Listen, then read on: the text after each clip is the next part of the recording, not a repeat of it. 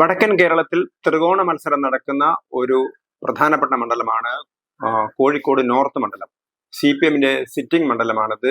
നേരത്തെ മേയറായിരുന്ന തോട്ടത്തിൽ രവീന്ദ്രനായിരുന്നു ഇവിടുത്തെ MLA. ഇപ്പോൾ അദ്ദേഹം തന്നെയാണ് വീണ്ടും മത്സരിക്കുന്നത്. കെ സുധാകരന്റെ അടുത്ത അനുയായിയായിട്ടുള്ള KPCC സെക്രട്ടറി ജയന്ത് ആണ് UDF-ന്റെ സ്ഥാനാർത്ഥി. BJP ആകട്ടെ BJP-യുടെ ഒരു സ്റ്റാർ സ്ഥാനാർത്ഥിയാണ് അവിടെ നിർത്തിയിരിക്കുന്നത്. നേരത്തെ പ്രിയങ്ക ഗാന്ധിക്കെതിരെ വയനാട്ടിൽ ലോക്സഭാ സീറ്റിൽ മത്സരിച്ച നവ്യ ഹരിദാസ്, കോഴിക്കോട് കോർപ്പറേഷൻ കൗൺസിലറാണ്. മഹിളാ മോർച്ചയുടെ സംസ്ഥാന പ്രസിഡന്റായിട്ടുള്ള നവ്യ ഹരിദാസ് കഴിഞ്ഞ തവണ അവർ കോഴിക്കോട് സൗത്ത് സീറ്റിലാണ് മത്സരിച്ചത്. ഇത്തവണ അവരുടെ സ്വന്തം മണ്ഡലത്തിൽ, കാരണം ആ കോഴിക്കോട് നോർത്ത് മണ്ഡലത്തിലെ കോർപ്പറേഷൻ കൗൺസിൽ ഉൾപ്പെടുന്ന കോർപ്പറേഷൻ വാർഡിലെ കാരപ്പറമ്പ് വാർഡിലെ കൗൺസിലർ കൂടിയാണ് നവ്യ ഹരിദാസ്. ഈ 3 കാൻഡിഡേറ്റ്സ് ആണ് ഉള്ളത്. ഈ കോഴിക്കോട് നോർത്തിനെ സംബന്ധിച്ചിടത്തോളം ഒരു ത്രികോണ മത്സരമാണ്, കാര്യമായ ത്രികോണ മത്സരമാണ് കോഴിക്കോട് നോർത്തിൽ നടക്കുന്നത്. കോഴിക്കോട് ജില്ലയിൽ തന്നെ BJP ഏറ്റവും ശക്തമായ മത്സരം കാഴ്ചവെക്കുന്ന 2 മണ്ഡലങ്ങളിൽ ഒന്നാണത്. മഞ്ചേശ്വരത്തും കാസർഗോഡും ഒഴികെ വടക്കൻ കേരളത്തിൽ അങ്ങനെ BJPക്ക്, അതായത് കോഴിക്കോടിന് വടക്ക് ഭാഗത്ത് പാലക്കാടും തൃശ്ശൂരൊക്കെ BJP ശക്തമായ പ്രകടനം കാഴ്ചവെക്കുന്നുണ്ടെങ്കിലും BJPക്ക് വളരെ കാര്യമായ സ്വാധീനമുണ്ടെങ്കിൽ പോലും ഇലക്ഷൻ രംഗത്ത് ഒരു ശക്തമായ ത്രികോണ മത്സരത്തിലേക്ക് എത്താൻ BJPക്ക് മറ്റു പല മണ്ഡലങ്ങളിലും കഴിഞ്ഞിട്ടില്ല. എന്നാൽ ഈ മണ്ഡലത്തിൽ, കോഴിക്കോട് നോർത്ത് മണ്ഡലത്തിൽ അതിശക്തമായ മത്സരമാണ് നടക്കുന്നത്. നേരത്തെ പ്രദീപ് കുമാർ ഒക്കെ ജയിച്ചിരുന്ന മണ്ഡലമാണിത്. കഴിഞ്ഞ തവണ തോട്ടത്തിൽ രവീന്ദ്രൻ ജയിച്ചു. CPM-നെ സംബന്ധിച്ചിടത്തോളം അവർക്കും ക്രമാനുഗതമായിട്ട് അവരുടെ വോട്ട് കുറഞ്ഞു വരുന്നു. UDF-നും അവരുടെ വോട്ട് ക്രമാനുഗതമായിട്ട് കുറഞ്ഞു വരികയാണ് ചെയ്തത്.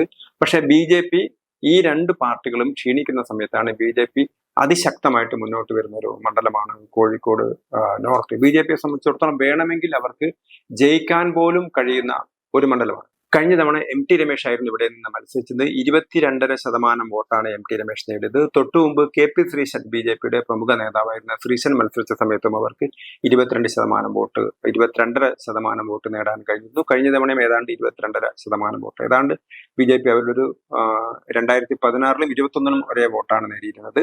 പക്ഷെ കേരളത്തിലെ പല മണ്ഡലങ്ങളിലും 2016-ലേക്കാൾ 2021-ൽ BJPക്ക് വോട്ട് കുറവായിരുന്നു. അങ്ങനെ നോക്കുന്ന സമയത്ത് BJP അവരുടെ വോട്ടിംഗ് നിലവാരം നിലനിർത്തിയ ചുരുക്കം ചില മണ്ഡലങ്ങളിൽ ഒന്നാണ്. 2021-ൽ നിലനിർത്തിയ ചുരുക്കം ചില മണ്ഡലങ്ങളിൽ ഒന്നാണ് കോഴിക്കോട് നോർത്ത്. അതായത് ഒരു ശരിയായ ത്രികോണ മത്സരമാണ് അവിടെ നടക്കുന്നത്. നേരത്തെ LDF-ന് വലിയ വോട്ടിംഗ് ശതമാനം, ഏതാണ്ട് 50%-അടുത്ത് വോട്ട് LDF-ന് പ്രദീപ് കുമാർ ഉള്ള സമയത്തൊക്കെ നേടാൻ കഴിഞ്ഞിരുന്നു. പക്ഷെ പിന്നീട് അത് 43% കുറയുകയാണ് ചെയ്തത്.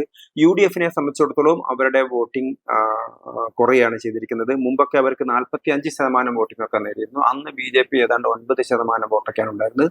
കഴിഞ്ഞ 2016-ലെ തെരഞ്ഞെടുപ്പിലാണ് BJP അവിടെ കുതിച്ചു കയറ്റം നടത്തിയത്.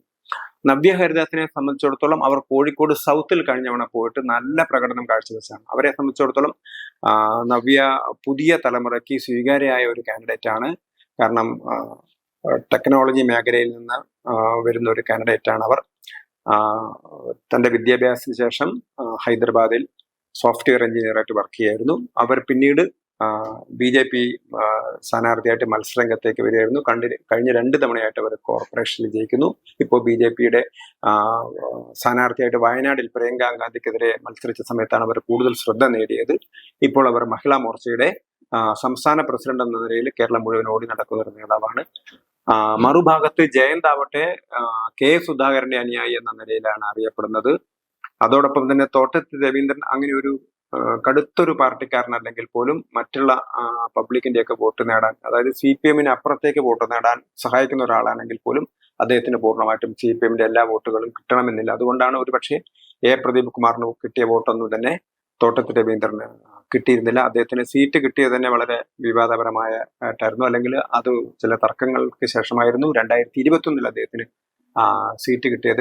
ഏതായാലും കടുത്ത ത്രികോണ മത്സരമാണ് നടക്കുന്നത്. ആര് ജയിക്കുമെന്ന് പറയാൻ പറ്റാത്ത രീതിയിൽ, കാരണം BJP കഴിഞ്ഞ തവണ 22% വോട്ടേ നേടിയുള്ളെങ്കിലും അവരുടെ കോർപ്പറേഷൻ തെരഞ്ഞെടുപ്പിലൊക്കെ സീറ്റ് അവരുടെ കാര്യമായിട്ട് വർധന നടത്തി. പല സീറ്റിലും അവർ നേരിയ വോട്ടുകൾക്കാണ് തോറ്റത്. ആ കോർപ്പറേഷൻ തെരഞ്ഞെടുപ്പിലും അതേപോലെ തന്നെ ലോക്സഭാ തെരഞ്ഞെടുപ്പൊക്കെ BJP മികച്ച പ്രകടനമാണ് നടത്തിയത്. ആ പ്രകടനം നടത്തുകയാണെങ്കിൽ ഒരു പക്ഷേ മഞ്ചേശ്വരത്തോ പാലക്കാട്ടോ അല്ലെങ്കിൽ തൃശ്ശൂരോ തിരുവനന്തപുരത്തൊക്കെ ഉള്ളതുപോലെ തന്നെ ഒരു കടുത്ത മത്സരം കാഴ്ചവെച്ച് വേണമെങ്കിൽ ജയിക്കാൻ പറ്റാവുന്ന രീതിയിലേക്ക് ഉള്ള ഒരു കടുത്ത മത്സരമാണ് നടക്കുന്നത്. നേരത്തെ CPM-ന് അനുകൂലമായി, അതായത് ഹൈന്ദവ ധ്രുവീകരണം വടക്കൻ കേരളത്തിൽ ഉണ്ട് എന്നുള്ള സൂചനകൾ ഉണ്ടെങ്കിലും BJP അതിനെ മറികടന്നുകൊണ്ട്, കാരണം BJP ജയിക്കാൻ പറ്റാവുന്ന ഒരു മണ്ഡലമായിട്ട് കോഴിക്കോട് സൗത്തും മാറിയിരിക്കുന്നു, അതേപോലെ തന്നെ നോർത്തും മാറിയിരിക്കുന്നു. അതിശക്തമായ ത്രികോണ മത്സരമാണ്. ഒരിക്കലും നമുക്ക് പ്രവചിക്കാൻ മത്സരം എന്ന ആൾക്ക് വളരെ മുമ്പിലാണ്, ഇന്ന ആൾ വളരെ പിറകിലാണെന്ന് പറയാൻ പറ്റാത്ത രീതിയിൽ, ഒരുപക്ഷെ അങ്ങനെ ആരെങ്കിലും പിറകിലാണെന്ന് പറയുന്നുണ്ടെങ്കിൽ അത് ജയന്ത് മാത്രമായിരിക്കും. കോൺഗ്രസിന്റെ സ്ഥാനാർത്ഥി ഒരുപക്ഷെ 3-ാം സ്ഥാനത്തേക്ക് പോലും തള്ളപ്പെടാവുന്ന രീതിയിലേക്കാണ് കാര്യങ്ങളൊക്കെ തന്നെ കോഴിക്കോട് നോർത്തിൽ നടക്കാൻ പോകുന്നത്. നവ്യ ഹരിദാസ് കോഴിക്കോട് നിന്ന് നിയമസഭയിലേക്ക് ജയിച്ചാൽ പോലും അത് അത്ഭുതപ്പെടാനില്ല എന്നുള്ളതാണ് ഏറ്റവും ഒടുവിൽ കിട്ടുന്ന വിവരങ്ങൾ.